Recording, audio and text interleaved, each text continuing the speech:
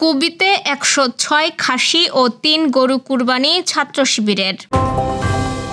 জিন্নাহ শেরেবাংলা সহ মুসলিম জাতীয়তাবাদী নেতাদের পক্ষে ঢাকায় কুরবানি। প্রধান উপদেষ্টার দেওয়া নির্বাচনের সময় এপ্রিল ফুল হতে পারে বলল ১২ দলীয় জোট। ঈদের মধ্যে ১৩ জেলায় বইছে তাপপ্রবাহ। বাংলাদেশে এসে পৌঁছালো সিঙ্গাপুর, ১০ জুনে জয়ের অপেক্ষায় বাংলাদেশ। বিশ্বের বিভিন্ন দেশে করোনার প্রকোপ বাড়ছে। ঈদ মোবারক। দর্শক, গ্রামের কাগজের সকালের খবরে আপনাকে স্বাগত। শুনছিলেন প্রধান প্রধান শিরোনাম, এছাড়াও থাকছে আজকের রাশিফল। তো চলুন যাওয়া যাক আজকের মূল আয়োজনে। পবিত্র ঈদুল আজহা উপলক্ষে কুমিল্লা বিশ্ববিদ্যালয় শাখা ইসলামী ছাত্র শিবির ১০৬টি খাসি ও ৩টি গরু কুরবানি দিয়েছে। শনিবার এই কুরবানির আয়োজন করা হয়। বিশ্ববিদ্যালয়ের আশেপাশে দরিদ্র জনগোষ্ঠী, নিরাপত্তা প্রহরী, আনসার সদস্য ও ক্যাম্পাসে অবস্থানরত শিক্ষার্থীদের সঙ্গে ঈদের আনন্দ ভাগাভাগি করতে এই আয়োজন করা হয়। আয়োজকরা জানান, বিশ্ববিদ্যালয় সংলগ্ন আনসার ক্যাম্পের পেছনের একটি খোলা মাঠে একসঙ্গে কুরবানি দেওয়া হয় ১০৬টি খাসি ও 3টি গরু। পরে ক্যাম্পাসে অবস্থানরত শিক্ষার্থী, নিরাপত্তা কর্মী, আনসার সদস্য এবং কেন্দ্রীয় মসজিদে জোহরের নামাজ আদায় করতে আসা মুসল্লিদের জন্য মধ্যাহ্নভোজের আয়োজন করা হয়। পাশাপাশি একটি খাসিকে 4 ভাগ করে আশেপাশের দরিদ্র পরিবারের মাঝে মাংস বিতরণ করা হয়।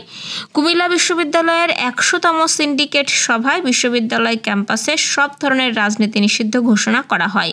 তবে সেই নিষেধাজ্ঞার মধ্যেও কুবি ছাত্র শিবির নিজেদের নাম প্রকাশ করেই কুরবানি ও মধ্যাহ্নভোজের আয়োজন করে।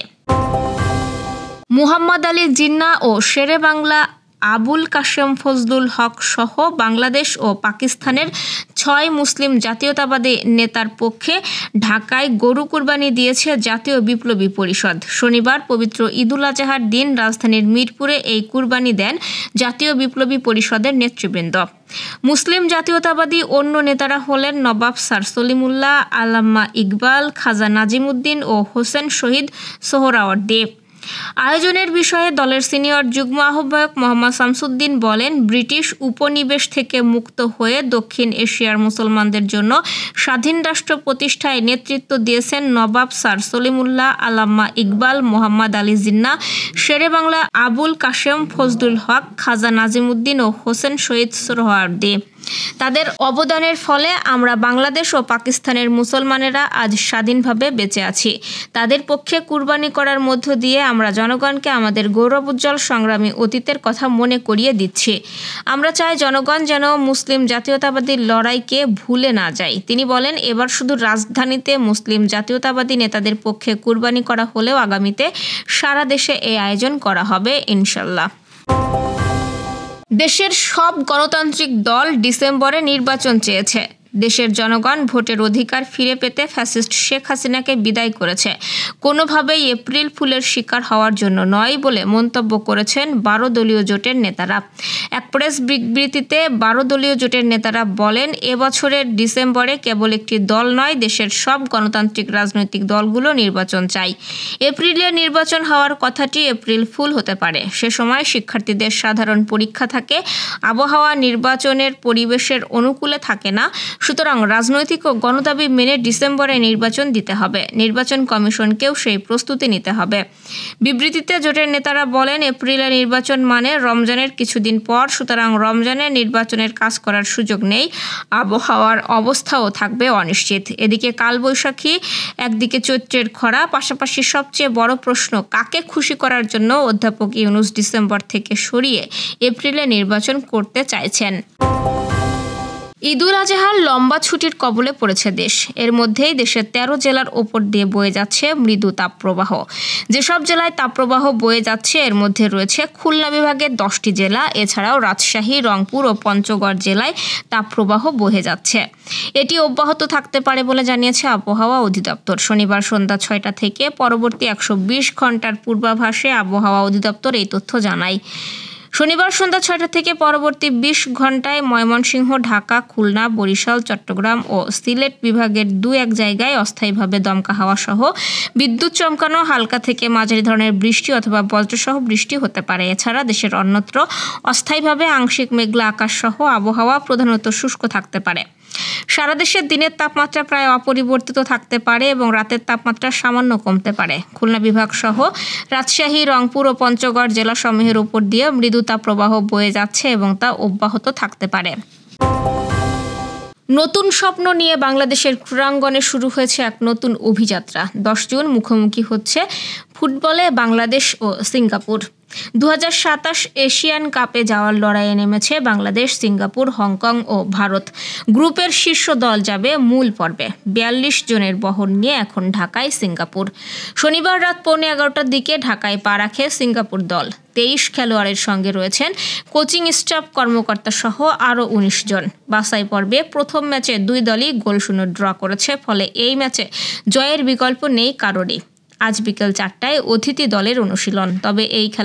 তবে 10 তারিখের খেলাকে ঘিরে বাংলাদেশ দেখছে নতুন স্বপ্ন। বিজয় পেতে উদ্গ্রীব দেশের ফুটবল প্রেমীরা।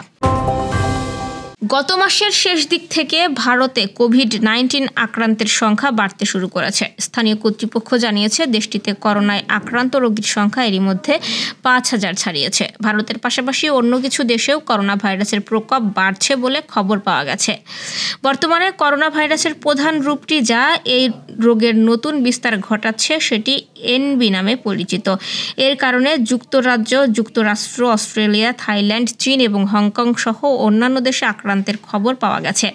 বিশেষ করে এই এনবি 1.8.1 এখন চীন এবং হংকংয়ের উদ্বেগের মূল কারণ। তবে ভারতে কিছু কিছু ক্ষেত্রে LF7 নামে দ্বিতীয় আরেকটি ভেরিয়েন্টও দায়ী। অন্যদিকে ইংল্যান্ডে এনবি 1.8.1 ভেরিয়েন্ট 13টি কেস রেকর্ড করার কথা জানিয়েছে যুক্তরাজ্যের স্বাস্থ্য সুরক্ষা সংস্থা। স্বাস্থ্য কর্তৃপক্ষ বলছে, বর্তমানে কোভিড টিকাগুলো করোনার এই ভেরিয়েন্টের বিরুদ্ধে আপাতত কার্যকর হবে এবং মানুষকে গুরুতর অসুস্থতা থেকে রক্ষা করবে বলেও আশা করা হচ্ছে। দর্শক, এ পর্যায়ে জেনে নেব কেমন যাবে আপনার আজকের দিন, অর্থাৎ 8ই জুনের রাশিফল। মেষ রাশির প্রেমিকদের জন্য দিনটি শুভ। কারো কারো ক্ষেত্রে তা বিয়েতে রূপান্তরিত হতে পারে। বিশ্বরাশি পুরানো বিরোধ মিটিয়ে ফেলার চেষ্টায় সুফল পেতে পারেন। প্রেম ও রোমান্সের ব্যাপারে অন্য কাউকে নাক গলাতে দেবেন না। মিথুন রাশি দিনের শুরুতেই পারিবারিক জটিলতাগুলো সেরে ফেলার চেষ্টা করলে সফল হতে পারেন। পুরানো পাওনা আদায়ে প্রতিবেশীর সহায়তাকে কাজে লাগাতে পারেন। কর্কট রাশি অংশীদারি কাজে কারো সাথে বিরোধে না জড়ানোর চেষ্টা অব্যাহত রাখুন এবং নিজের স্বাস্থ্যের প্রতি বিশেষভাবে খেয়াল রাখুন।